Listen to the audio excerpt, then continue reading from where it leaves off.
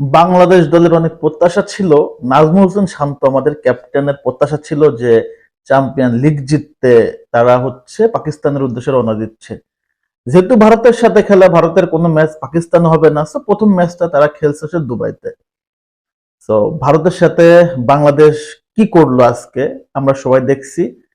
6 উইকেটে একটা বিশাল বড় ব্যবধান, একটা বিগ মার্জিনে কিন্তু বাংলাদেশ হেরে গেল।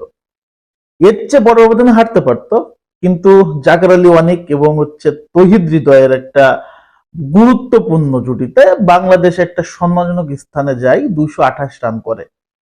আমরা 35 রানে যেখানে আসলে 5টা উইকেট হারাই ফেলি, এবং তারপর থেকে আমাদের দলটাকে রেস্কিউ করা হচ্ছে তহিদ হৃদয় এবং জাকের আলী ওয়ানিক। তারা এই সময়টাতে অনেক বল তারা আসলে ডট খেলছে, কিন্তু এটা গুরুত্বপূর্ণ ছিল, কারণ ওই সময়টায় যদি তারা রান বেশি করতে যেত তাহলে কিন্তু উইকেট যেত, তাহলে বাংলাদেশ কিন্তু আরো আগে অল আউট হতো।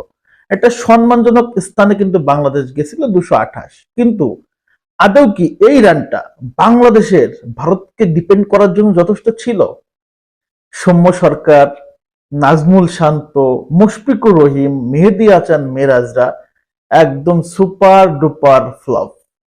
এবং শুধুমাত্র জাকের আলী অনেক এবং হৃদয়ের রান ছাড়া, আর লাস্টে আপনার যদি দেখি যে 19 রান আসছে মেবি রেশাতের ব্যাট থেকে, তাছাড়া কিন্তু কারোর কাছ থেকে বাংলাদেশ ভালো সাপোর্ট পায় নাই, রান পায় নাই। সো 228 রানের পুঁজি নিয়ে বাংলাদেশ ভারতকে ডিফেন্ড করতে গেছে, এবং যেখানে বাংলাদেশের কোনো বলারই আসলে জাতের বলার বলে আসলে মনে হয় না, একমাত্র তাসকিন ছাড়া।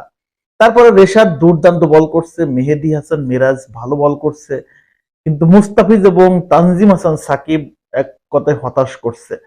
তারপরেও ভারতের একটা সময় কিন্তু 135 রানে যখন 4 উইকেট চলে যায়, এরপরে শুভমান গিলের সাথে একটা পার্টনারশিপ হচ্ছে কে এল রাহুলের প্রায় 30 রানের মতো।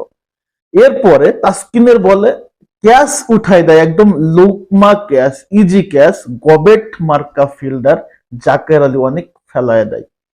ম্যাচটা বাংলাদেশ জিততে পারতো কিনা সেটা ইম্পর্টেন্ট না, বাট ওই ক্রুশাল টাইমে যদি ক্যাচটা ধরতে পারতো, ভারতের চলে যেতে হচ্ছে 5 উইকেট। 5 উইকেট যাবার পরে ভাই ওই লাস্ট টাইমে বাংলাদেশ ওই টাইট বল করতো, ম্যাচটা কিন্তু কন্টেস্ট হতে পারতো, সেটা হয় নাই। এর ভিতরে আবার অনেকগুলো রান আউট মিস হয়েছে, সেটাও হয় নাই।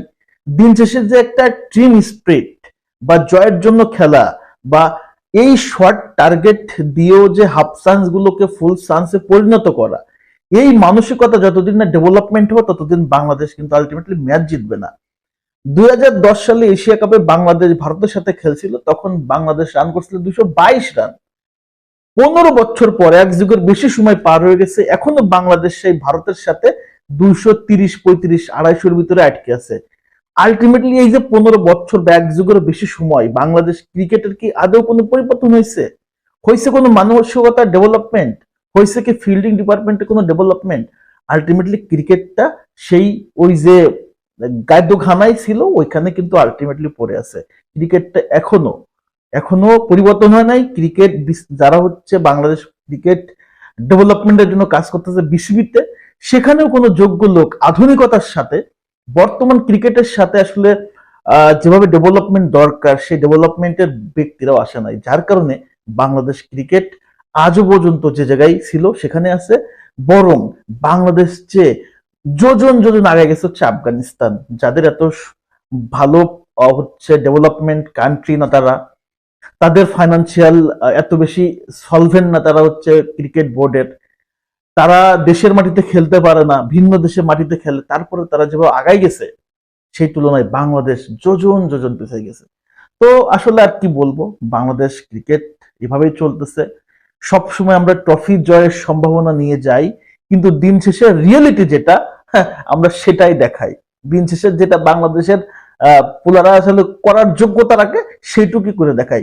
এদের ওই 200-250-র উপরে করার যোগ্যতা বা অ্যাবিলিটি কোনোটাই নাই, কোনোটা ছিলও না। সো চ্যাম্পিয়ন্স ট্রফি জিতবে বাংলাদেশ। ভারত এক পেশো ম্যাচ। আপনারা অনেকে মনে করতে পারেন শুভমান গিল অনেক বল ডট করছে, ভাই এমন টার্গেটে তার তো তড়িঘড়ি করার দরকার ছিল না, সে রিল্যাক্সে ব্যাট করছে এবং শেষ পর্যন্ত ম্যাচ বের করে তারপর মাঠটাকে ছাড়ছে। হ্যাঁ, চ্যাম্পিয়ন ক্রিকেটার। সো তো বাংলাদেশকে ভারত 6 উইকেটে, একটা বিশাল মার্জিনে, প্রায় হাতে 18 বলের বেশি রেখে ম্যাচটা জিতে গেল। আয়েশি জয়, শুভমান গিলের সেঞ্চুরি, কে এল রাহুলের সাথে একটা ভালো পার্টনারশিপ, এবং রাহুল 41 রানে অপরাজিত ছিল, বাংলাদেশ হেরে গেল। নেক্সট ম্যাচ বাংলাদেশের, তো আর কিছু বলার নাই। ভারতের সাথে অসহায়ভাবে আত্মসমর্পণ করলো বাংলাদেশের ক্রিকেট দল। তো মন খারাপ করার কিছু নেই, এটা হচ্ছে বাংলাদেশ ক্রিকেটের রিয়েলিটি, এটা হচ্ছে বাংলাদেশ ক্রিকেটের আসল চরিত্র, সেটাই আমরা দেখতে পারছি। তো সবাইকে ধন্যবাদ জানাচ্ছি, ভালো থাকেন, ক্রিকেটের সাথে থাকেন, বাংলাদেশ ক্রিকেটের সাথে থাকেন। এই পরাজয় দেখতে হবে, তাছাড়া কিছু করার নাই। আল্লাহ হাফেজ।